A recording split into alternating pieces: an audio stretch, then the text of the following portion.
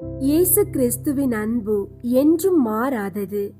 இயேசு கிறிஸ்துவின் மாறா கிருபை என்றும் குறையாதது.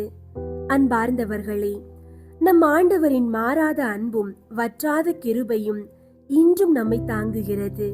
வாருங்கள், இந்த ஆசீர்வாதமான நாளை இறை வார்த்தை மற்றும் ஜெபத்தோடு உறுதியுடனும் மகிழ்ச்சியுடனும் தொடங்குவோம்.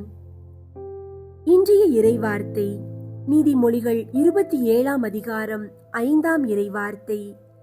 வெளிப்படுத்தப்படாத அன்பை விட குற்றத்தை வெளிப்படையாக கண்டிக்கும் கடிந்துரையே மேல். ஜெபம்.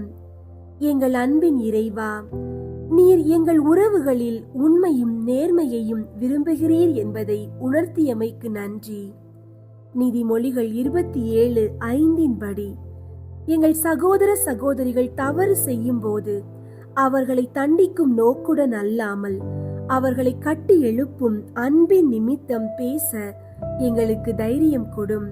வெறுமனை பார்த்து கொண்டு மௌனம் காத்து அவர்களுக்கு தீங்கு விளைவிக்காமல் கிருபையோடும் மிகுந்த மன தாழ்மையோடும் உண்மையை எடுத்து சொல்லும் பக்குவத்தை எங்களுக்கு தந்தருளும்.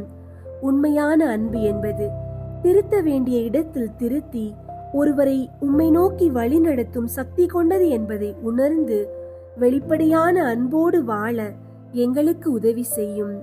இயேசுவின் நாமத்தில் ஜெபிக்கின்றோம். ஆமீன்.